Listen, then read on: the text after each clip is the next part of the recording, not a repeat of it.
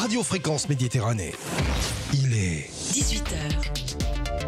Pour tout comprendre de la finance sans se perdre dans ses méandres, écoutez l'émission Néo Finance. Néo Finance vous explique de manière simple la finance et les enjeux financiers qui vous concernent. Retraite, patrimoine, placement, avec des mots à la portée de tous. Néo Finance sur Fréquence Méditerranée. La finance pour les nuls. Enfin non, pour les néophytes. Retrouve-nous en direct vidéo sur notre page Facebook Radio Fréquence Méditerranée. Allez, bonsoir à toutes, bonsoir à tous, bienvenue sur Radio Fréquence Méditerranée. Il est 18h, on est parti pour une nouvelle émission de Néo Finance, la première de l'année 2025 avec mon compère, mon cher Fabien. Ça va Fabien ? Ça va Jean-Luc, ça va très bien.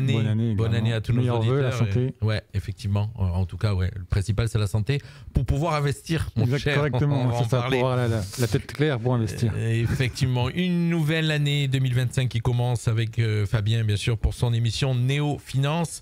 Alors, la finance pour les nuls, non, c'est la finance pour les néophytes. Voilà, on va pas vous traiter nuls dès le début de l'année, on va rester soft.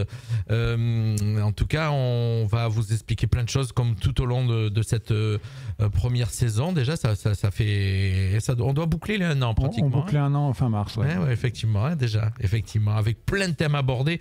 Aujourd'hui, un super thème. Si vous avez 10 000 euros, en tout cas, écoutez-nous bien ce soir parce que on va vous faire gagner de l'argent. En tout cas, on va essayer de vous faire comprendre comment gagner de l'argent.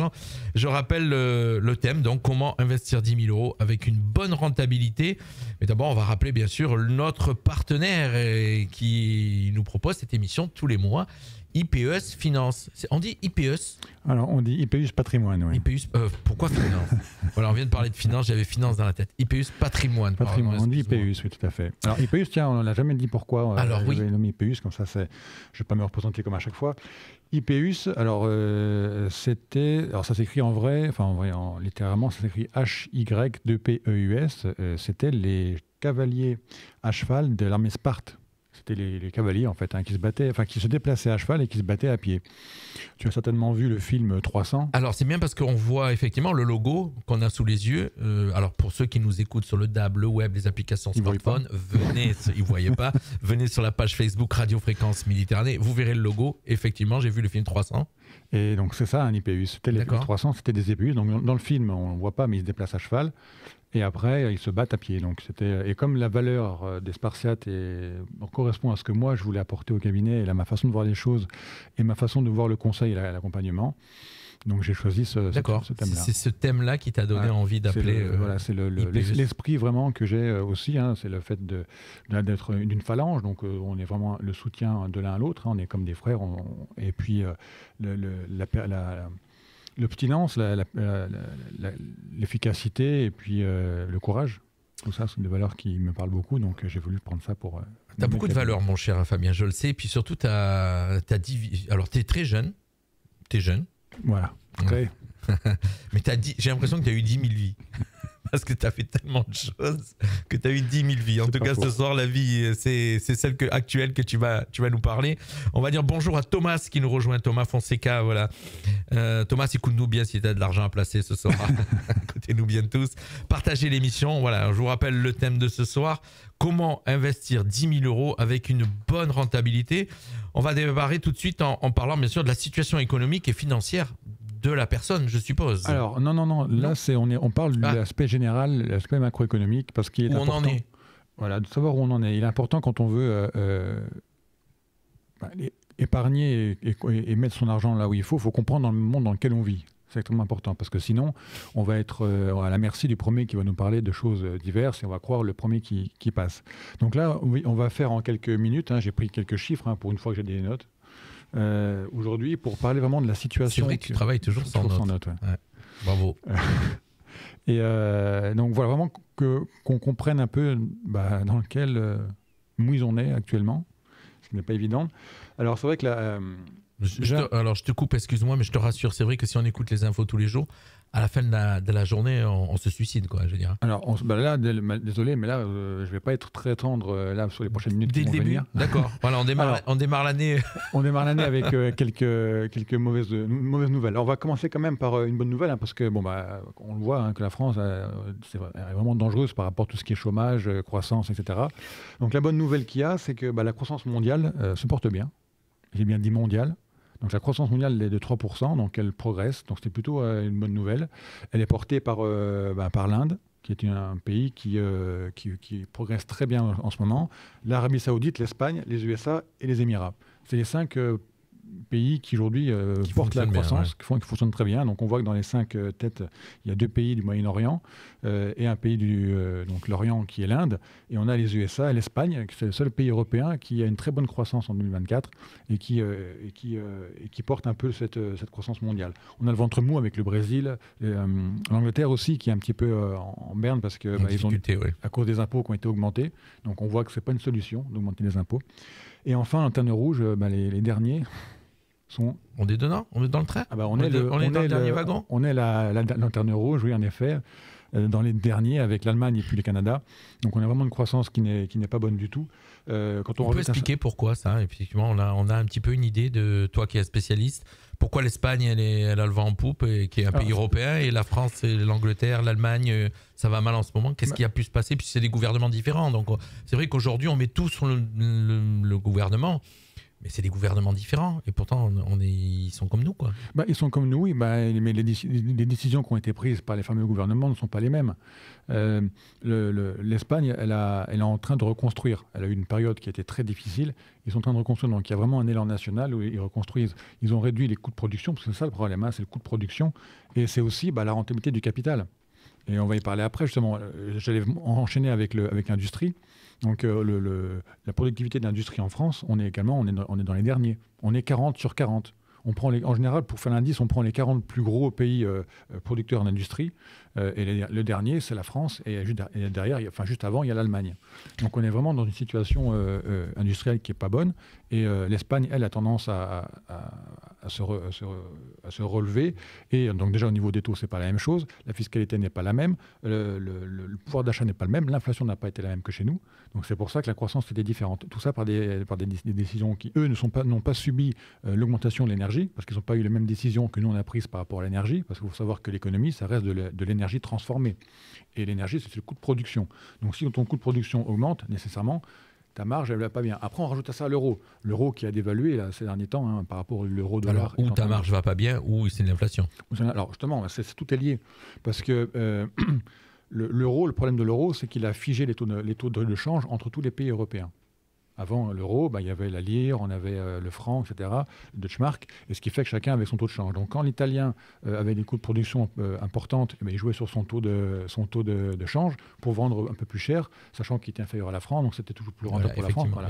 Maintenant, comme tout est figé, parce qu'un euro, c'est un euro partout, on joue sur quoi? La marge. Voilà, effectivement. Donc les entreprises qui ont des gros coûts de production doivent baisser leur marge si elles veulent rester compétitives par rapport aux autres pays.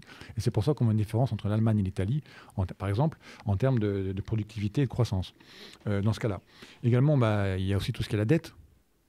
L'Espagne, comme le Portugal d'ailleurs, comme l'Italie également, sont en train de réduire leur dette et leur déficit public. Nous, il ne fait qu'augmenter. Alors, ils arrivent à le réduire puisque ça fonctionne. Ça fonctionne, puis voilà. Ils ont pris des mesures pour le faire, comme les Italiens qui ont pris des mesures pour le faire. Alors, exemple, tu as un exemple en tête? Parce que pour nos auditeurs, voilà, quand tu dis... en même temps, quand je te pose pour l'auditeur, c'est pour moi aussi. Oui, alors, un exemple, par exemple, tu dis l'Italie. Oui. Ils ont fait quoi comme mise en place pour réduire la dette? L'Italie, déjà, ils ont commencé à réduire les impôts. Ils ont réduit les impôts. Il y a des impôts, alors ça fait plus longtemps, mais tout ce qui était transmission, déjà, les impôts ont été, à l'époque, ont été réduits. Donc la transmission de patrimoine est beaucoup moins chère en Italie qu'en France. Et puis le gouvernement qui est arrivé en Italie il y a 2 ans maintenant, de mémoire, ils sont en train de réduire les impôts au fur et à mesure et ils réduisent leur dette publique pour justement être... Ça m'a toujours intrigué, ça, effectivement, puisque toi, tu es un spécialiste. Comment on peut réduire moins de prélèvements fiscaux et quand même continuer à rembourser la dette et investir? Parce qu'en fait, c'est qu'un système de vases communicants. L'argent qu'on va chercher chez le contribuable sert à payer et investir. Comment on peut faire? En fait, il faut déjà... S'il y a moins d'argent qui rentre. Alors, il y a moins d'argent. Alors, ils font moins de dépenses. Alors, ils font moins... Ça dépend. En fait, ou alors, ils augmentent leur productivité. D'accord. Leur taux de marge. Oui. Et donc, en réduisant les coûts, par exemple, les coûts de production, etc., au niveau des décisions énergétiques, etc., c'est la dette publique qui est vraiment un centre névralgique. Pourquoi? Parce que plus un pays va être endetté, plus forcément il va être dégradé au niveau des notations c'est auprès des banques centrales. Nous, en France, on est à moins maintenant. Donc, si on est dégradé, ben, le taux de prêt pour le pays est plus augmente. important, effectivement. Donc, si le taux est plus important, on rembourse plus d'intérêts, c'est logique. Donc, forcément, c'est un cercle vicieux. Les taux augmentent, donc ça se répercute sur l'économie, sur l'inflation. Donc, l'entreprise qui veut emprunter pour acheter des machines, la banque va lui prêter au taux plus élevé. marge, plus taux de risque, donc plus élevé. Donc, il va moins pouvoir emprunter parce qu'il n'aura pas les moyens de le faire. Et c'est un cercle vicieux comme celui-ci. Exactement. Tandis que si on arrive à montrer un peu patte blanche, eh bien on peut redire les taux et on peut redynamiser l'économie comme ça. Voilà. D'ailleurs, c'est le cas. La France, aujourd'hui, depuis en décembre, le taux OAT, donc le taux de prêt de long terme que la France emprunte sur 10 ans, est supérieur à celui du Portugal, par exemple. On est dans les derniers. C'est-à-dire qu'aujourd'hui, oui, tu l'as dit, 40 sur 40. Alors ça, c'est pour l'industrie. Mais je te parle pour le prêt. Quand la France se finance, le taux d'emprunt de la France sur 10 ans, il est supérieur au Portugal. Ça veut dire que pour un investisseur, ça vaut plus le coup d'aller au Portugal qu'en France. C'est moins risqué au Portugal qu'en France. Le seul pays qui est devant nous pour l'instant, qui est encore plus cher que nous, c'est l'Italie, justement. Mais l'Italie, ils sont devant nous que de 10 points de base, soit de 0,1%, voilà. Et ça va rattraper au fur et à mesure. Donc on est vraiment sur une situation où ce n'est pas vraiment le mieux. Rajouter à ça le chômage aussi, on a un chômage en 2024, je crois, on était à 7,5%. Alors on avait vraiment bien baissé, on était passé de 10 et quelques à 7,5%, on a eu vraiment une grosse chute. Et là on remonte un peu. Oui. Également aussi, ça va être, comme je l'ai dit tout à l'heure, c'est le taux de change. L'euro perd de sa force. On est quasiment à 1,3$ pour un euro, alors qu'on était à plus de 1,7, 1,8, voire un peu plus il y a quelques temps. Donc on est vraiment en train de se fragiliser. Et l'inflation aussi, l'inflation a remonté. J'ai vu l'inflation était de 1,8 au mois de décembre, il était à 2,6 au mois de novembre, donc il remonte un petit peu. Et puis les ménages ne sont pas, même malgré les fêtes en décembre, on n'a pas eu une croissance en décembre qui était faramineuse. Voilà. Donc on n'a vraiment pas, c'est assez morose. Et on arrive vraiment sur des situations où en France ça devient compliqué et on est en train de creuser notre tombe au fur et à mesure, parce que la dette augmente. Là, on est à 114% en dette sur PIB.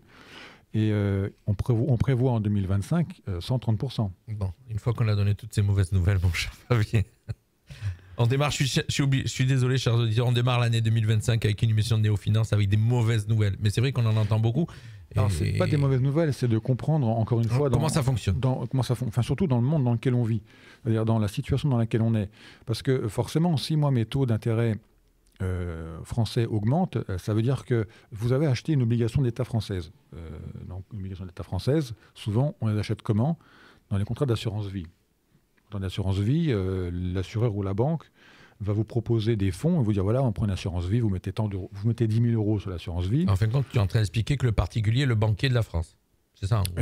Complètement. L'épargne. En fait, c'est ça le truc. C'est pour éviter que l'épargne devienne le bas de laine et puis devienne la source où la France, l'État va devoir après se servir pour rembourser la dette qui commence à creuser. Et en fait, on est dans ce qu'on appelle une trappe à dette où en effet, les rentrées d'argent servent à payer les intérêts. Donc on s'en sort plus en fait, au fur et à mesure c'est ça. Donc pour éviter que ça arrive ça, donc en effet, si le Français classique va mettre son argent d'assurance vie sur un compte, pas l'assurance vie, c'est pas l'assurance vie le problème, c'est ce qu'il y a dedans, soit les obligations françaises. Quand les taux augmentent, d'un point de vue financier, je ne vais pas expliquer le pourquoi du comment, mais quand les taux augmentent, l'obligation perd de la valeur. Donc quand j'ai investi 100, si mon obligation, le taux augmente, ça va devenir 80. Voilà.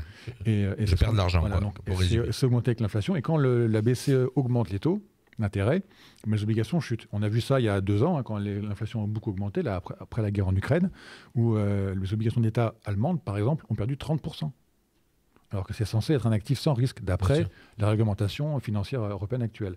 Donc c'est pour ça qu'il faut changer de paradigme. Et le fait de comprendre dans quel monde on vit, ça permet d'avoir un paradigme différent et de voir les choses différemment de ce qu'on nous raconte à la télévision et ailleurs ou dans les bureaux.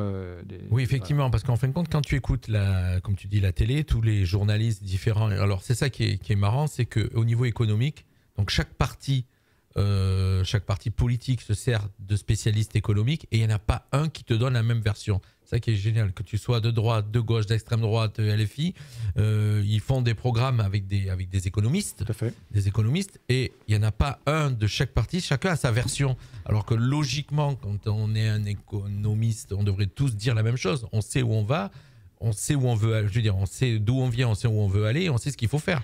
Il y a quelque chose qui ne colle pas. Alors, c'est quoi? C'est une vision différente de chacun? Non, c'est comment. Ça dépend encore une fois de la vision qu'on a et que dans quel sens on veut aller. Donc, c'est une question du parti politique. Si on reste vraiment centré et pragmatique et clair, on se rend bien compte. On n'a pas besoin d'être un érudit, un économiste pour voir qu'on emprunte beaucoup plus et que le paquet de pâtes depuis 2021, il est beaucoup plus cher aujourd'hui qu'en 2021. Et ça continue d'augmenter. Et ça, il n'y a pas besoin d'être économiste pour le voir. Et l'inflation, elle vient d'où? Et quand l'inflation, la cause de l'inflation, ce n'est pas les prix qui augmentent, ça c'est une conséquence. La cause, c'est toujours une cause monétaire. Donc ça veut dire que la monnaie perd sa valeur. Et j'ai dit tout à l'heure, l'euro par rapport au dollar perd de sa valeur, donc par rapport au dollar ou par rapport à d'autres devises.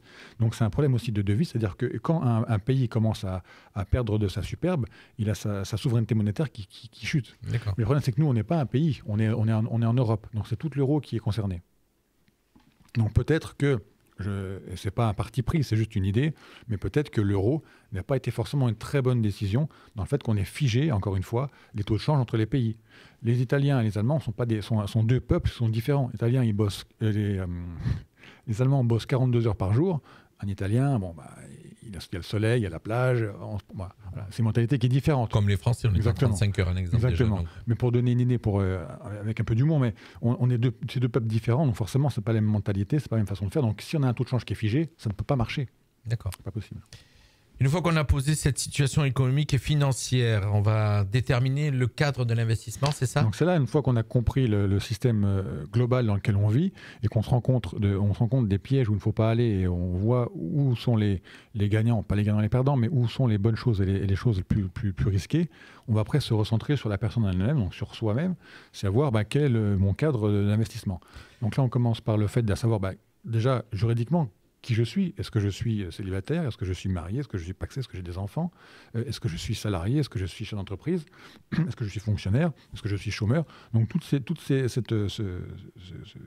situation-là a un impact et un intérêt parce qu'on ne va pas épargner la même chose quand on est salarié ou quand on est en entreprise. Et surtout, on n'aura pas les mêmes moyens d'épargne.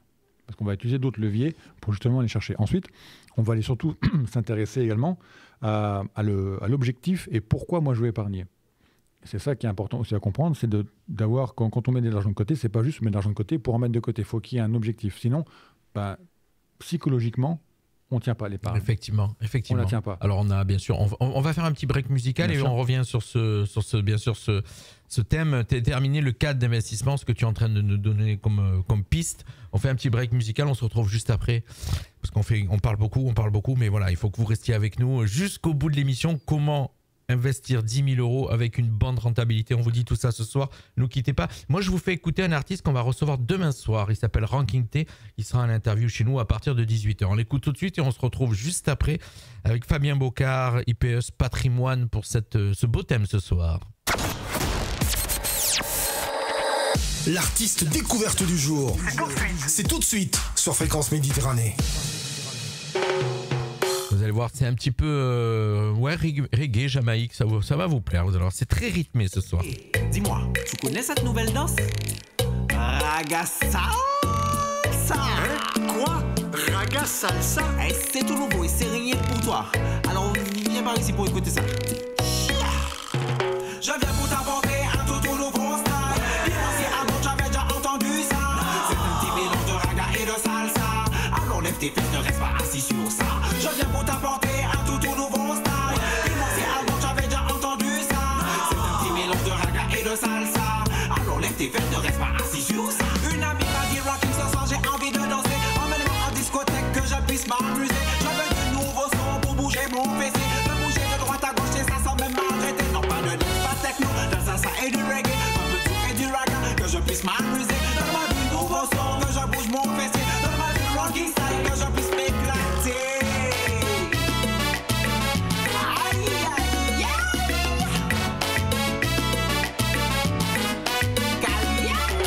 Je viens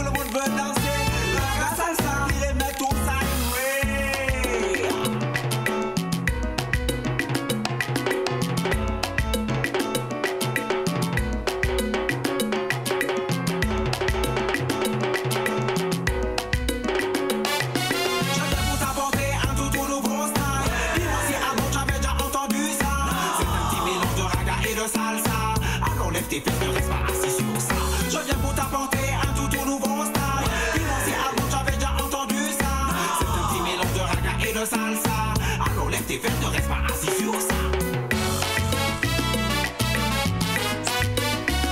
L'artiste Ranking T qu'on retrouvera demain soir à 18h sur Radio Fréquence Méditerranée pour découvrir sa discographie. Voilà, on revient à notre thème du jour avec Fabien Bocard, IPS Patrimoine. Comment investir 10 000 euros? Restez avec nous avec une bonne rentabilité. Là, on a abordé, donc en première partie de l'émission, on a abordé la situation économique et financière de la France par rapport aux autres pays mondiaux, bien sûr, par rapport au monde. Et là, on va déterminer un peu le cadre d'investissement. Et tu étais en train, juste avant la coupure musicale, tu étais en train de nous expliquer, on investissait suivant la personne qu'on était. Déjà, Voilà. par rapport à sa situation juridique, en effet, parce que si je suis marié, l'origine des fonds, c'est pas la même que quand je suis célibataire. Si je suis marié sur la communauté, là, les fonds appartiennent au couple complet, donc c'est pas la même prise de risque. Et il y a différentes particularités à comprendre. Est-ce que j'investis moi-même? Est-ce que j'investis au travers d'une société? Est-ce que j'investis dans une société civile? Toutes ces choses-là qui peuvent varier en fonction de la situation globale et juridique. Ensuite, on va regarder l'objectif de l'investissement. Pourquoi j'investis? C'est important déjà pour avoir un but, pour tenir l'épargne, parce que si j'épargne pour épargner, quand j'aurai envie d'aller m'acheter une PlayStation, je vais taper dans l'épargne. Tu craques, voilà. Exactement. Aussi, l'objectif permet de déterminer aussi la durée. Si j'ai 30 ans et que j'ai un objectif retraite, je sais que mon objectif il est dans 30 ans encore. Donc j'ai le temps de voir, donc je ne vais pas prendre les mêmes risques, je ne vais pas prendre les mêmes décisions d'investissement que si j'épargne parce que dans 3 ans je vais acheter une maison. Ce n'est pas la même chose. On n'aura pas les mêmes cahiers des charges. Il va s'ajouter à ça également, j'en ai parlé justement, le risque. C'est toujours une question de ratio. Le rendement-risque est un ratio qui est important. Quand on a du rendement, on a forcément du risque derrière. Et inversement. Si on a très peu de risque. On discutait hors antenne, effectivement. Exactement. Il y a des placements sans risque, comme les LDD, les LEP et ces machins-là, qui étaient à 3%, qui vont baisser là, effectivement, qui sont sans risque. On place son argent, on récupère, on a plus de 3%. Tu vois, c'est là, en fait, où, en effet, la notion de risque, elle est aussi objective, puisqu'on venait dire juste avant que l'État, il peut y taper dedans. Exactement. C'est-à-dire que c'est même pas forcément taper dedans, mais comme on l'avait expliqué il y a 2 émissions en arrière de mémoire, un livret A, quand tu verses sur ton livret A, c'est la banque a une créance envers toi. Donc, tu deviens créancier de ta banque. La banque, elle doit te garantir les fonds. Pour te garantir les fonds, 99% de cette épargne-là, elle est mise où? Elle est mise. La banque va acheter des obligations d'État français. Sauf que j'ai dit tout à l'heure que les obligations d'État sont pas toujours c'est pas aussi peu risqué que ça. Si la France ne peut plus rembourser ses emprunts, parce qu'on va y venir, si on augmente à chaque fois la dette, on est plus proche on est prêt bientôt à 120%. Nous, en tant qu'individu, on était à 120% endettés. La banque, elle nous aurait déjà coupé les vivres depuis longtemps. Hein. C'est ça qui est marrant quand même. Hein. Exactement. Donc c'est pour ça que le niveau de risque, il est subjectif. Est-ce que vraiment, c'est pas risqué? C'est marrant, l'État, quand il vit avec l'argent qui ne lui appartient pas. Nous, notre propre argent, quand on le met en banque, on sait qu'il faut en avoir ou pas. Ou si tu n'en as pas, la banque te coupe les vivres. L'État, il s'en fout, quoi. Parce que c'est pas le même fonctionnement. On parle un peu cash, mais c'est comme ça. Je suis d'accord, mais entre la gestion financière d'un pays et d'un individu, c'est pas du tout la même chose. Bien sûr, c'est l'image. Mais je suis d'accord avec toi. Donc, ce qui fait que le couple, le rendement-risque est extrêmement important. Et après, c'est grâce en fait à toutes ces questions qu'on va se poser autour de la situation de la personne quand je veux investir. Je me pose toutes ces questions-là. Déjà, dans quel environnement je vis? Ensuite, quel est mon environnement à moi? Quel est l'objectif de mon épargne? Où est-ce que je veux aller? Et ensuite, quel est le risque que je suis prêt à prendre? Est-ce que je veux chercher du rendement? Donc là, je vais aller chercher du risque. Mais encore une fois, le risque est subjectif. Peut-être que c'est peut-être moins risqué d'acheter une action Air Liquide que d'acheter une obligation d'État française ou d'État allemande. Alors regardez, sur le papier, d'un point de vue réglementation financière, oui, c'est plus risqué une action Air Liquide qu'une obligation d'État française ou allemande, parce que c'est le système régulation financier qui a imposer cette règle. Donc, en tant que conseiller financier, si on suit la réglementation, on doit, pour des gens qui ne veulent pas de risque, donner l'obligation d'État, et ceux qui veulent du risque, une action. Maintenant, si on regarde les courbes et on regarde les progressions sur 20 ans, on voit que l'obligation, elle donne quasiment rien en rendement. Et que des fois, il y a même des pertes, alors que sur une action liquide, l'exemple. Ici, sur une très longue durée, en prenant une société qui a pignon sur rue et qui a de bonnes bases et qui travaille très bien, donc qui peut réinvestir son capital et qui peut produire, etc., et qui gère ses coûts et qui gère ses marges, eh bien, au final, quand on prend un peu de recul, on se dit, finalement, le risque, où est-ce qu'il est? Ensuite, on va regarder, une fois qu'on a vu ça, on va regarder comment je vais investir, dans quoi je vais investir. Donc il y a deux On part grandes toujours familles. avec notre base, chers auditeurs, écoutez-nous bien, on part toujours avec notre base de 10 000 euros. Là, hein. Pour l'instant, on est en train de poser les bases pour Tout à savoir fait. où on va mettre nos 10 000 euros. Voilà, Pour tu donnes- comprendre, pour comprendre comment le cheminement qu'on va avoir, pour après choisir ce qui nous correspond le mieux, ou enfin du moins de diversifier au maximum. Une fois que j'ai déterminé mon rendement, que je souhaite un rendement, donc je sais qu'en face je vais mettre un risque, et ce risque, on va soit le diversifier, soit on va le protéger, soit on va le lisser, comme on a dit tout à l'heure hors antenne. Également, après je vais choisir où je vais me diriger pour aller épargner. Et c'est là, et c'est ce où je vais aller, et je vais me rappeler la situation macroéconomique globale pour voir comment je fais. Parce qu'on peut épargner, on peut mettre notre argent, notre capital, que dans deux choses. Soit de la propriété, soit des contrats. Alors, la propriété, c'est quoi? Propriété, c'est de l'immobilier, ça va être des œuvres d'art, ça va être acheter des devises. Si j'achète pour 100 euros de francs suisses, je suis propriétaire de la fiducie suisse. Ou les contrats. Les contrats, c'est quoi? Ça va être des obligations, c'est des contrats, ça va être des effets de levier, ça va être du Alors, livret c'est quoi A. un effet de levier, par exemple? C'est-à-dire que... Je te pose la question parce que je ne sais pas. Un effet de levier, c'est quand tu vas faire un contrat avec... en gros, c'est un contrat avec la banque sur un titre, par exemple, voilà, Air Liquide. Donc toi, tu dis, moi, Air Liquide, je suis sûr qu'il fera tant, il va monter de tant de pourcents. Et je mets 3 fois ma mise s'il monte de tant de pourcents. C'est un effet de levier, c'est ce principe-là. L'effet de levier en immobilier, pour être plus imagé, et c'est plus compréhensible, le fait de faire un crédit pour acheter l'immobilier, c'est un effet de levier. Parce que moi, je n'ai pas l'argent pour l'acheter et je vais en fait emprunter pour l'acheter. Dans la finance, l'effet de levier, c'est que moi, je vais dire que je mise 10, mais que si ça fait comme je l'ai prévu, je n'aurai pas 10 en retour, j'aurai 100. Donc c'est un effet de levier. Voilà. Mais c'est très risqué parce que si l'effet de levier est bon quand je gagne, il est très mauvais quand je perds. Voilà, tu peux tout perdre. Plus que ce que tu investis. 10 plus rendre 90. Ouais, d'accord. Ah oui. Oui. Donc l'effet de levier, c'est à prendre avec précaution. Enfin, voilà, en gros, c'est pour donner des exemples sur tous les contrats qu'on peut faire. En gros, c'est ou les contrats ou la propriété. Donc par rapport à ce qui se passe dans le monde qui m'entoure, qu'est-ce qui est le plus risqué au final? Est-ce que c'est d'acheter une action d'une société en Inde qui est en croissance et qui devient la nouvelle petite Chine? C'est ce qu'on dit, on dit que l'Inde commence à devenir la nouvelle Chine. Alors la Chine ralentit. La Chine ralentit dans le ventre mou. Oui, effectivement. Et là, ils ont une prévision à 5% de croissance pour 3 mondiales. 5% de croissance, mais pour que la Chine puisse en sortir, il faudrait qu'elle soit plus vers 8. Donc en effet, c'est un peu compliqué pour elle.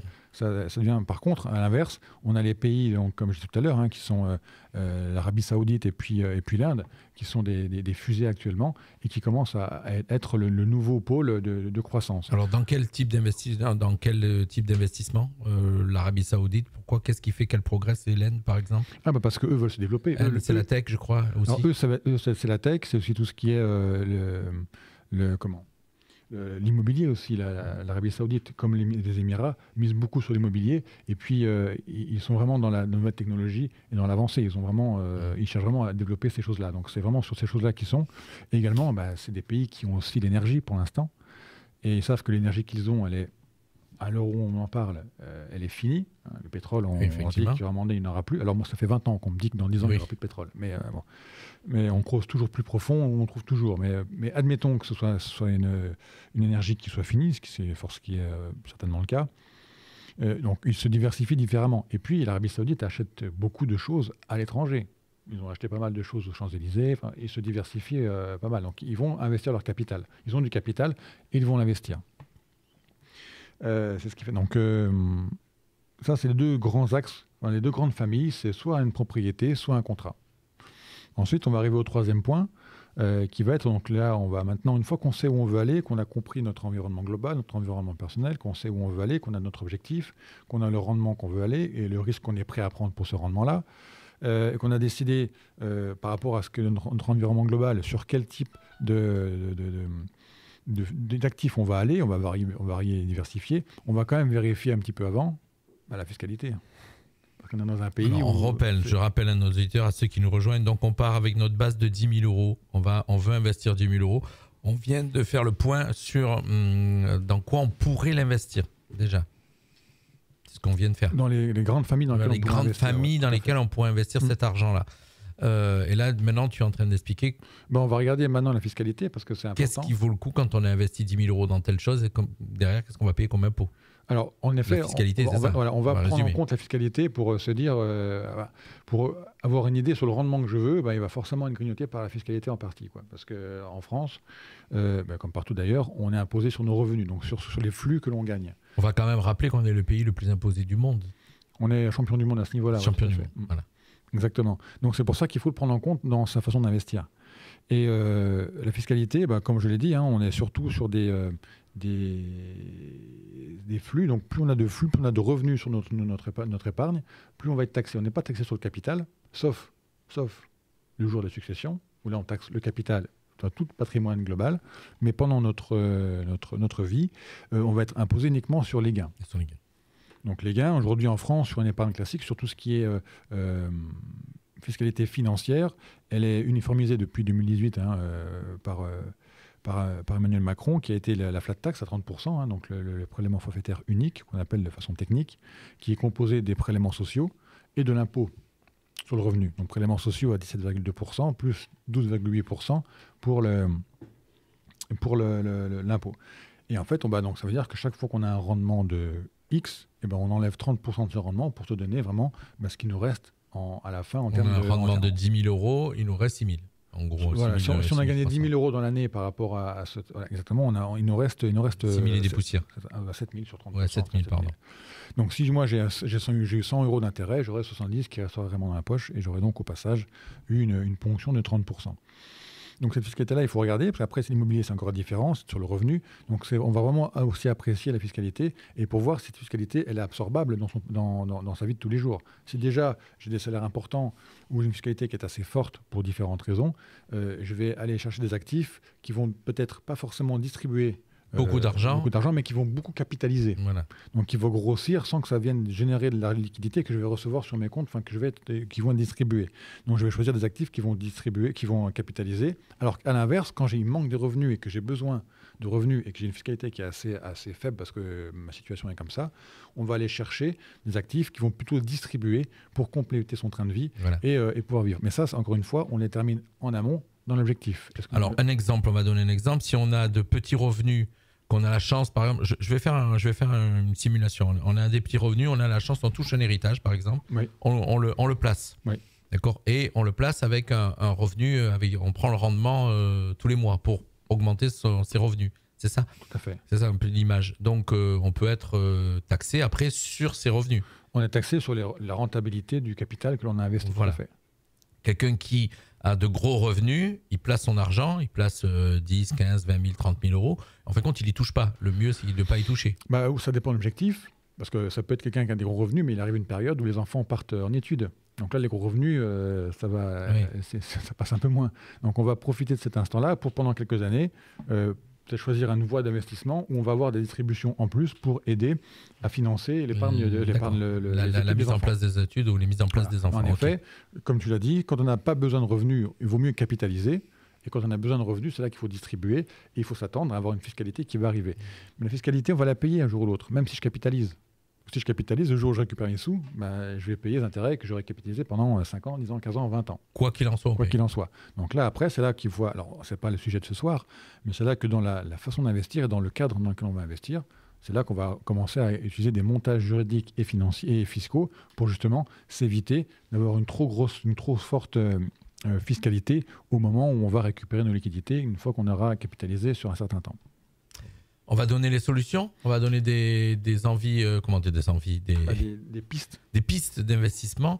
Est-ce qu'on refait un petit break musical juste avant? Allez, c'est parti. On fait un petit break musical. Alors, juste avant le petit break musical, moi j'aurais voulu surtout aussi faire un petit peu de promo pour IPES Patrimoine.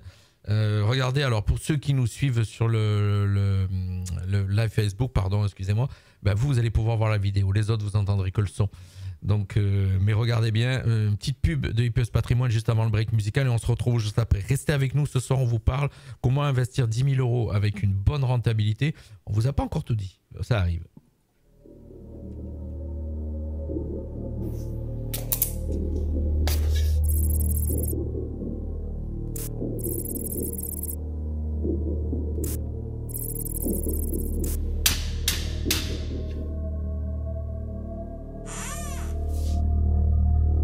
Ça, connard. Non, ici c'est IPUS Patrimoine, ingénierie patrimoniale. C'est marqué là. Vous voulez peut-être optimiser vos impôts ou investir en immobilier, créer une SCI, préparer la retraite, la succession? Ah non, je vois. Vous voulez des conseils pour la création de votre boutique de fringues? Je reviendrai. Eh bien, quand vous voulez. On est ouvert tous les jours, sauf le week-end et jours fériés. À très vite, dans le futur. Un peu frigide le gars quand même, mais bon style. Hey, moi, viens parler de jeune fille, yo crié Isabelle. Maman, le dire que des fruits ta life, en pile attention. Dédicacé un qui pour vous, ok? On a mercy. Belle, belle, son nom c'est belle, pas derrière, non pas mes belles, belle, mais qu'elle a qu'on pour belle, hein, belle, belle, son nom c'est belle, pas derrière, non pas mes belles, belle, mais qu'elle a qu'on pour belle, m'a dit, ouais, pas ni longtemps, m'a monté sans sel, m'a joué anti non, Ali, c'était Isabelle, maintenant, moi, la qualité, carré, car je connais, son nom c'est belle, belle, son nom c'est belle, pas derrière, non pas mes belles, belle, mais qu'elle a qu'on pour belle, hein, belle, belle, son nom c'est belle, pas derrière, non pas mes belles, belle, mais qu'elle a qu'on pour belle, son nom c'est belle, belle, son nom c'est belle, pas derrière, c'est belle, belle, belle comme l'amour. là on a musique. Belle, belle, belle comme le jour. Hey, on tout côté où peut aller. Non, je n'en mouni pour méfier ces femmes-là. Belle, belle, belle comme l'amour. Là on a musique. Belle, belle, belle comme le jour. Là, Allez, un petit extrait de l'artiste que nous recevrons demain soir en interview Ranking T à 18h demain soir. Voilà, vous avez compris, c'est du raga. Voilà, donc il sera avec nous demain soir ici en studio, en direct, comme d'habitude. On est de retour dans notre émission IPUS, avec IPUS Patrimoine, Néo Finance, la finance pour les néophytes. Faut pas dire pour les nuls, comme un livre qu'on a l'habitude de connaître. Qu'est-ce que je voulais dire? On en était donc à la partie où on allait donner les pistes. Ça Donc y est. là, on va commencer à réfléchir un peu aux solutions. Donc là, on a déterminé le cadre, on a regardé un peu la situation de l'investisseur, enfin de l'épargnant. On a anticipé la fiscalité, on sait où on va. Donc on a commencé à défraîchir le chemin et puis la voie vers laquelle on veut aller.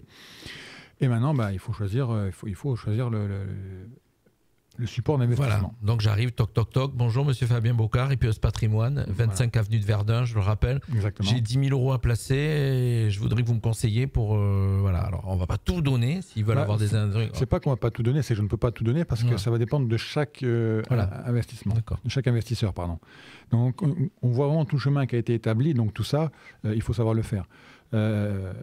Une fois qu'on arrive là, à ce moment-là, on a différents actifs où on peut aller. Je le répète encore, donc les grandes familles qui vont être les contrats ou la propriété. Donc la propriété, ça va être quoi? Ça va être, je vais acheter un actif immobilier, sachant que l'immobilier depuis 2 ans est en baisse, moins 14% à Paris, moins 22% à Lyon en 2024. On est à moins 2% à Nice. On est donc ça veut dire quoi? Ça vaut le coup d'acheter là? Ça vaut le coup d'acheter si ça s'arrête de baisser, oui.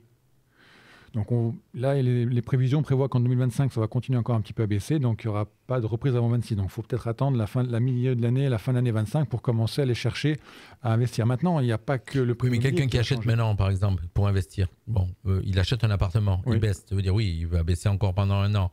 Tu veux dire qu'il pourrait l'acheter un peu moins cher plus tard, s'il attend. Voilà, d'accord. Mais après, ça remontera d'une manière. Ça remontera. C'est pas obligé que ça remonte. Ça remonte, ça dépend vraiment. De toute façon, c'est cyclique, l'immobilier, c'est cyclique. Mais les cycles sont très longs, donc ça dépend à quel moment on se situe. Mais s'il y a des grosses baisses, en fait là, quand je parle de baisse, c'est par rapport au pic de 2021. D'accord. Voilà, faut regarder aussi sur la globalité. Et l'immobilier aussi, la particularité, c'est que comme on achète très souvent à crédit, il y a aussi le paramètre du taux d'intérêt qui rentre aussi en charge. Donc c'est bien beau que l'immobilier baisse, mais si les taux continuent d'augmenter, et on va être plus sur une augmentation de taux à venir qu'une baisse par rapport à ce qu'on a vu, parce que si la France est encore dégradée d'un point de vue de sa qualité, les taux vont encore augmenter, donc la BCE ne pourra pas encore nous sauver. Alors les taux avaient augmenté, ils étaient redescendus, tu veux dire qu'ils repartent à la hausse? Ils étaient redescendus, mais c'est ce qu'on disait tout à l'heure, si la France n'arrive pas à montrer patte blanche et à réduire son déficit public, comme c'est demandé par l'Europe depuis 2 ans déjà, que M. Le Maire nous a dit qu'il visait 5% de déficit public en 2024, on est à 6,5%. D'accord. Bon, il voulait aussi mettre la Russie à genoux, mais c'est un autre débat. Mais en tout cas, voilà, il a réussi tout ce qu'il a entrepris, donc on est content. Mais Si ça, on n'arrive pas à régulariser ce déficit public, ça veut dire qu'on n'est pas capable de gérer notre argent. Donc pour les investisseurs, toi, demain, il y a un ami qui vient te demander de l'argent, tu sais qu'il ne sait pas gérer, il a ce panier percé, tu vas lui prêter de l'argent à un taux faramineux, parce que tu protèges. Et à en plus, je ne l'inverse, serais pas sûr de les récupérer. je ne serais pas sûr de les récupérer. À l'inverse, tu as un copain, lui, tu sais que c'est au cordeau, tout va bien, tu lui dis, écoutez, je prête l'argent, et puis je te fais un petit pourcentage, parce qu'il y a moins de risques. Donc c'est le même principe. Donc si ce risque-là, on n'arrive pas à montrer notre capacité, comme le font les Italiens et comme le font les Espagnols, et les Portugais également, on ne pourra pas voir nos taux baisser. Ils vont ou stagner ou légèrement augmenter. Donc on n'est pas sur une baisse de taux. Là, les prévisions ne sont pas sur une baisse. En tout cas, la BCE ne s'est pas prononcée. Elle est plus sur du stable que de l'augmentation. Donc on a l'immobilier pour la propriété. La propriété aussi, ça va être quoi ? Ça va être tout ce qui est actifs financiers type action. Donc quand je vais aller sur les marchés financiers et que je vais acheter mon action Total, mon action Air Liquide, où là je vais créer mon portefeuille. Alors dans les actions, effectivement, tu crées ton portefeuille. Dans les actions aujourd'hui, la plupart des traders, ils achètent toutes les mêmes, puisqu'ils vont acheter celles qui cartonnent. Ils ne vont pas aller sur des trucs qui sont à risque. Alors justement, ça dépend encore une fois de ton portefeuille. Parce qu'un portefeuille, on en avait parlé il y a quelques émissions en arrière, comme je l'avais dit, toujours, c'est comme une recette de cuisine. Je veux dire, il y a des ingrédients isolés. Si je prends différents ingrédients qui sont très bons individuellement, mais que je les mélange, c'est immangeable. Et à l'inversement, des fois, il y a des ingrédients qui tout seul, c'est pas très bon. Hein, on n'aime pas tous vraiment le brocoli. Par contre, quand il y met avec de la crème, de la béchamel, du fromage, c'est très très bon. J'adore comme il nous présente la finance avec Fabien. Non, mais ça peut être très bon. Oui, c'est bon, c'est de la cuisine, quoi. Un portefeuille de titres, c'est de la cuisine. Et des fois, on ne sait pas pourquoi, on mélange les deux, ça ne marche pas. Donc, ce qui fait qu'en effet, on peut, dans un même portefeuille, diversifier des grosses, ce qu'on appelle des grosses sociétés, type, quand j'ai dit tout à l'heure, Air Liquide, Total, et on va aller chercher des petites sociétés qui sont très jeunes en bourse, qui vont, elles, être très risquées parce qu'il y aura une grosse volatilité. La volatilité, je le rappelle, c'est la variation du plus haut au plus bas. Donc forcément, plus c'est volatile, plus il y a de risques. Mais par contre, on va compenser avec des titres qui, eux, sont très peu volatiles. Donc les grosses pour essayer d'après les chercher. Donc c'est comme. Donc tu es en train de nous expliquer, on peut placer donc ces 10 000 euros soit dans de l'immobilier, mais 10 000 euros, on n'a pas grand-chose. Non, mais c'est pour donner une idée sur la propriété. Mais en fait, quand on était parti sur une base de 10 000 euros. Ouais. Parce que cette base de 10 000 euros, ça s'adresse à beaucoup de personnes. Il y a quand même pas mal de gens qui peuvent... Et puis c'est un étalon, 10 000 euros, j'ai 20, j'ai 30, après on fait multiplier par le chiffre de 10 000, donc ça reste pareil. Ensuite, on va aller sur donc la propriété, ça va être les titres, donc les titres de société, ça va être l'immobilier, ça va être après aussi tout ce qui est ceux qui s'intéressent à l'art aussi. On peut aussi rentrer dans l'art. On peut aussi rentrer dans des clubs deals. Alors un club deal, c'est quoi ? C'est un groupe d'investisseurs qui se mettent autour d'une table, qui disent voilà, nous, on va acheter à 4, 5, 6, 8, 10, 12, 20, 30, 40, ça dépend. Hein. Des fois, ce sont des organismes un peu plus gros qui vont chercher des milliers d'investisseurs. On va acheter, par exemple, un gros bâtiment, un gros immeuble sur les Champs-Élysées qui vaut 15 millions. Mais moi, tout ça, je ne peux pas y aller. Oui, donc, je vais chercher 50, 20, 30 potes. On va créer une société qui souvent est une SAS, Société à Action Simplifiée. Et on va mettre nos fonds dans cette SAS.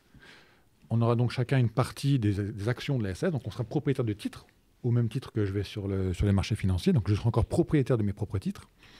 Et la société va elle, acheter l'immeuble, par exemple, et elle va en faire des bureaux, elle va le louer, voilà. Et je vais prendre mes dividendes derrière. Il y aura un rendement. Voilà. Donc ça peut être aussi un investissement. Des club deals, il y en a plein. Des club deals, donc, moi je travaille avec différentes structures qui font des club deals. J'ai des club deals dans l'art, j'ai des club deals dans l'immobilier en France ou à l'étranger également. J'ai des club deals également sur des fonds d'investissement. J'ai des club deals sur la technologie verte. Voilà, il y a plein de club deals qui existent. Mais là, cette fois-ci, on est propriétaire de la société qui investit. Donc, on est encore sur le côté propriété. OK ? Et dans les propriétés, après, on va varier notre support. On va aller sur le PEA, le compte titre, pour essayer après d'aller contrôler et gérer cette fiscalité. Et dans les contrats, vous avez votre livret A, c'est un contrat, vous passez un contrat avec la banque, voilà, je vous donne l'argent, et puis en contrepartie, vous donnez un rendement. Ce rendement, il est établi par l'État, il est contrôlé. Après, ça va être aussi tout ce qui est assurance vie, c'est un contrat. Et puis, il peut y avoir un contrat dans le contrat.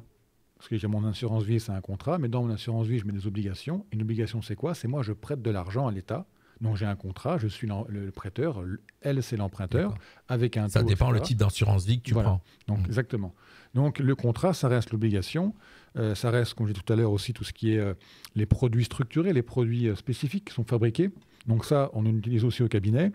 L'avantage qu'on a en tant que cabinet indépendant, c'est que moi, je n'ai pas que des petits clients, j'ai aussi des très gros clients qui souvent arrivent avec des sommes d'argent importantes.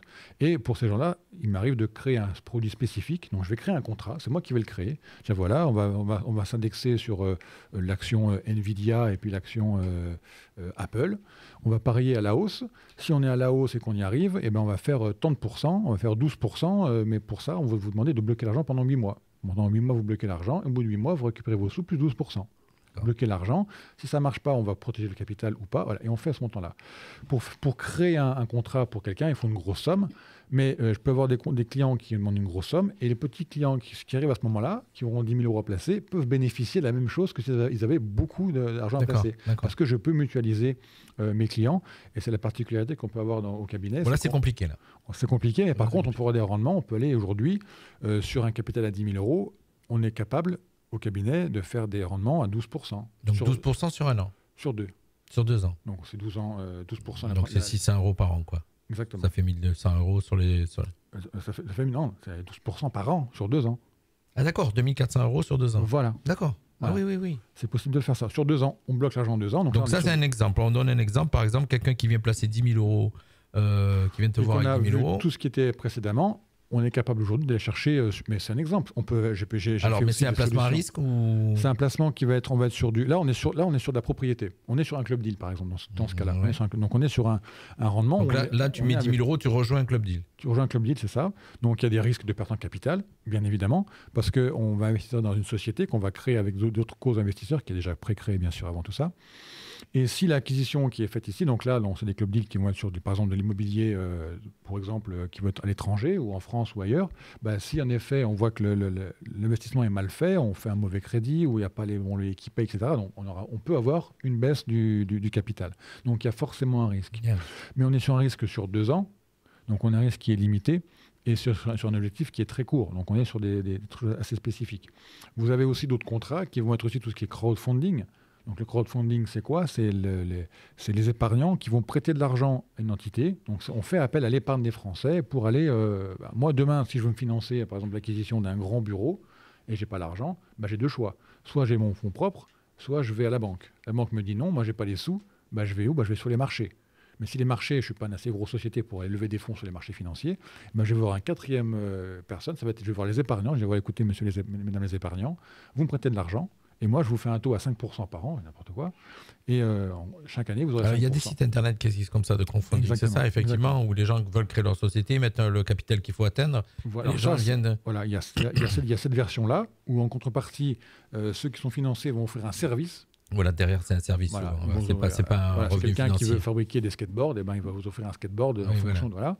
Ou alors, vous avez carrément la rentabilité, où là, on va aller, la même personne va dire, voilà, moi, vous me versez 1 000 euros, et vous aurez un rendement de 5, 6, 7, 8. Aujourd'hui, un crowdfunding qui se respecte, on est sur du 9 à 11% à l'année. D'accord. Voilà. En dessous, soit c'est le produit n'est pas bon, soit l'investissement n'est pas très bon, soit alors on est sur un risque très faible, donc on n'a pas une rentabilité qui est assez forte. Et le crowdfunding, c'est sur des durées souvent de 12, 24, 36, au plus long 5 ans. D'accord, c'est assez court, quoi. C'est assez court. Donc ça, c'est encore un contrat. Et après vous avez encore tous les d'autres solutions qui vont être en fait d'aller surtout des actifs à côté. Ça va être aller sur des montres de luxe, d'aller sur des produits dérivés, qu'on appelle ça, qui sont spécifiques. Et aussi, important aussi à faire, j'en ai parlé au tout début, ça va être la devise. Et par rapport à ce qu'on voit aujourd'hui, on a vu que l'euro commençait un peu à battre de l'aile. Il n'est peut-être pas stupide d'aller acheter un peu de francs suisses, d'aller acheter un petit peu de dollars ou de renminbi. Alors, donne-nous un schéma pour qu'on comprenne, parce qu'effectivement, moi, je t'écoute là, donc acheter du franc suisse, ça veut dire on a 10 000 euros à placer, on va acheter du franc suisse. Il est plus fort, le franc suisse. Hein. Il est plus donc fort. Je crois qu'il va, je sais pas le taux, mais il va rester un peu plus cher. On va à 8 000 euros de francs suisses, par exemple. Exactement. 8 000 francs suisses, pas 8 000 euros, pardon. Mais là, alors, comment on peut récupérer là-dessus? Alors, je comprends pas. Alors, comment on va récupérer ? En fait, on va jouer sur le taux de change, on va jouer sur la solidité de la devise. Une devise, c'est là pour protéger le patrimoine. Ça veut dire que demain, il y a une récession en France. Les banques ne veulent plus te donner les sous. Si tu as une banque en Suisse avec un petit peu de francs suisses, tu vas taper à la banque en Suisse, elle n'a pas de problème, elle te file ton argent. Donc c'est pour aussi diversifier son risque personnel également. D'accord. Et il n'est pas Oui, interdit mais tu d'avoir... récupéreras pas plus. Bah, ça dépend. Bah, Au pire, tu récupères la même somme. oui, bah, ça dépend après ce que tu fais sur ce compte-là. Tu peux aussi placer l'argent en francs suisses, et ce qui fait que tu joues à la fois sur le taux de change et à la fois sur le rendement du franc de l'investissement. D'accord. Mais on a le droit, ça, en France, d'aller placer en Suisse? Bien sûr, on a le droit. Ce qu'on n'a pas le droit, c'est de ne pas le déclarer. Ah, d'accord, ok. Je comprends mieux. D'accord. Il n'y a pas de problème, on peut ouvrir un compte n'importe où, en France, en Espagne, en Portugal, en Angleterre, au Luxembourg, en Chine, où tu veux. Il faut juste le déclarer au fisc le moment venu. Quand tu le dissimules, c'est là qu'ils n'aiment pas trop. D'accord. Voilà. Et il faut que l'origine des fonds soit justifiée, etc., pour éviter le blanchiment, et ainsi de suite. Mais la devise permet en fait de... Parce qu'aujourd'hui, avoir tous les œufs dans le même panier, il faut y réfléchir quand même. Avoir que de l'euro, il faut y réfléchir. Demain, on a un problème en euros. On fait comment si ta monnaie ne vaut plus rien? Alors aujourd'hui, tu nous conseilles quoi, mon cher Fabien? Le mieux? Alors, là, comme ça, rapidement, avec 10 000 euros. Alors, il n'y a pas de mieux, c'est ça le pire. Par contre, ce que je recommande, moi, c'est s'occuper de son épargne, c'est un devoir. Vous ne pouvez pas laisser les autres le faire à votre place. Pour ceux qui peuvent épargner, bien sûr. Exactement, mais c'est un devoir. Il faut épargner aujourd'hui, il faut s'occuper de son capital. Quand je dis s'en occuper, on n'a pas tous les mêmes compétences. Vous pouvez faire appel à quelqu'un. Déjà vérifier à qui vous faites appel, parce qu'il y a tout n'importe quoi. Mais il faut vous en occuper parce que aujourd'hui, ce qu'on vous... Malheureusement, sans taper sur ça, mais c'est pas à la banque qu'on va vous allez avoir les choses on va pas vous ouvrir les portes sur des choses différentes. On va rester sur du classique, sur ce que je dis tout à l'heure. Et si vous ne prenez pas un peu de recul par rapport à tout ça, votre capital il va ronger, et ça va pas. L'inflation va le manger, et puis en plus, ce qui va arriver par la suite, ça va pas être très glorieux. Donc, vous devez, par respect pour vous-même déjà. Vous posez là-dessus. Aujourd'hui, moi, ce que je conseille, c'est de diversifier. Il faut qu'on puisse, par rapport à ce qu'on vit aujourd'hui, il faut que vous ayez un compte bancaire à l'étranger. Carrément. Il faut un compte bancaire à l'étranger. Ah oui, je ne m'attendais pas à ça, là. Déjà, pour se diversifier par rapport au risque que j'ai dit tout à l'heure, aujourd'hui en France, c'est pas le... Oui, mais d'accord, mais à l'étranger, où un pays qui n'est pas à risque aussi? Un pays qui n'est pas à risque. Alors, il y en a plein des pays qui n'en sont pas à risque et qui ont une bonne situation financière. Il y en a plein. L'Allemagne, la Suisse, tu viens de le dire. La Suisse, oui. L'Allemagne, un peu moins. Moi, je n'irais pas placer mon argent en Italie, par exemple.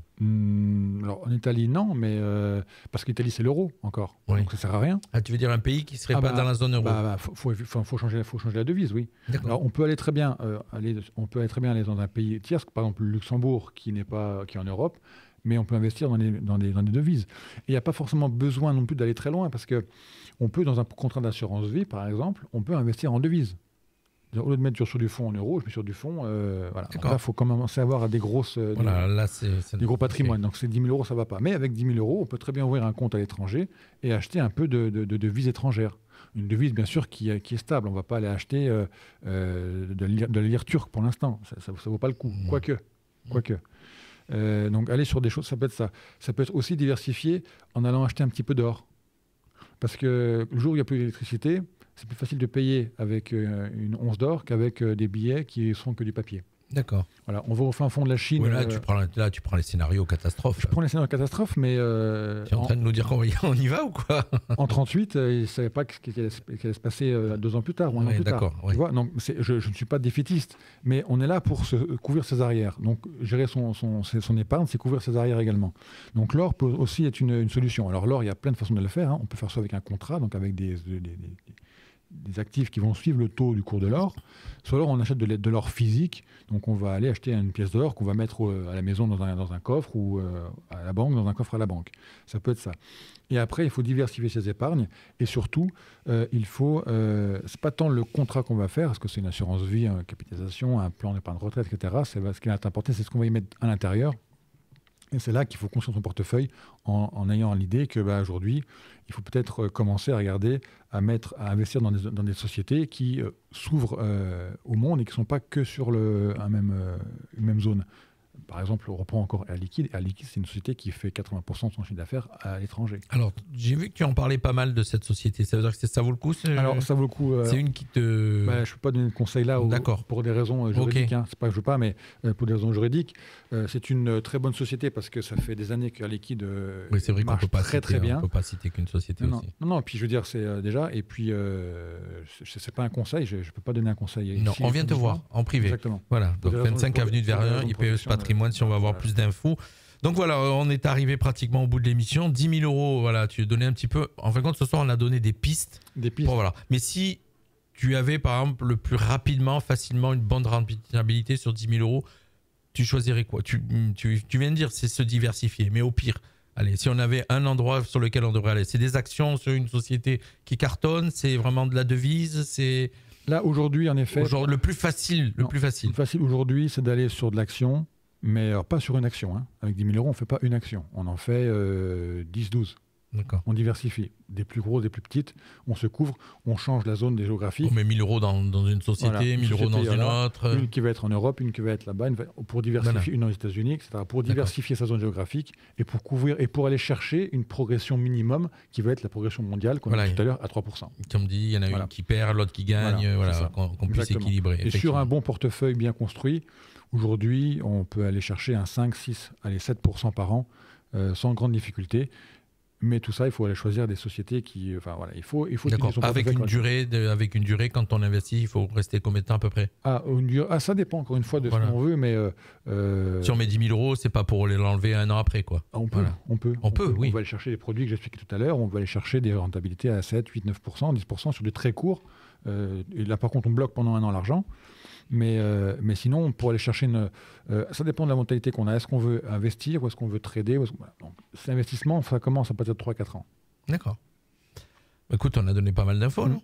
Voilà, donc je rappelle que si vous voulez plus d'infos sur tout ce qu'on vous a donné un petit peu ce soir, à Vanina, Nicolas, Aman, tous ceux qui nous regardent, et Thomas, donc c'est simple, 25 avenue Verdun, IPES Patrimoine, notre partenaire sur cette émission, notre animateur Fabien Bocard qui vous recevra. N'hésitez pas à prendre rendez-vous, donc vous avez toutes les infos sur Internet et puis comme ça on vous explique comment investir. En tout cas, faites-lui confiance, ça fonctionne bien. Et il est à nos côtés maintenant depuis un an pratiquement. Ça va faire un an au mois de mars. Écoute, on se retrouve le mois prochain. Le mois prochain. On ne sait pas encore le thème du mois prochain. On parlera peut-être retraite. On ne sait pas. En tout cas, il y a tellement de choses qui bougent actuellement. Exactement. C'est pas évident. Hein, donc, et puis peut-être qu'on aura encore la chance d'avoir un nouveau gouvernement. Puisque à mon avis, la censure est encore pas loin. Donc c'est quand même triste ça quand même.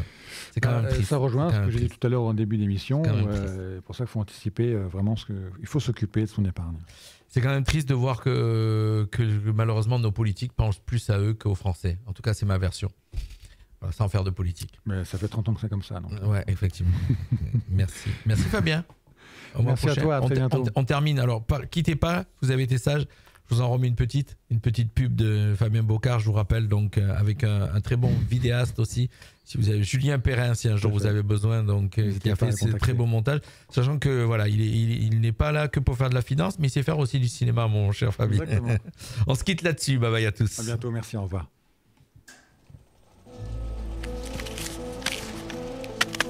Mais comme c'est possible? Mon placement, soi-disant, c'était très performant et maintenant, je me trouve sans argent. Je creuse mon budget. Qu'est-ce que c'est?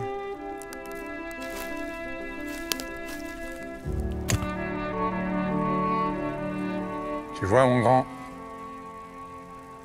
le monde se divise en deux catégories. Il y a ceux qui vont chez IPES Patrimoine.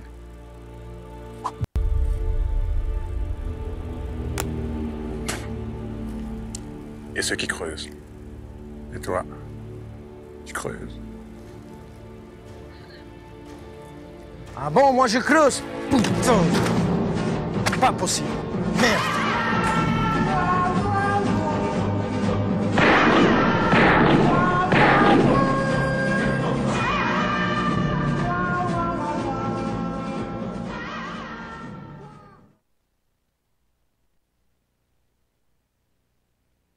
Des années 80.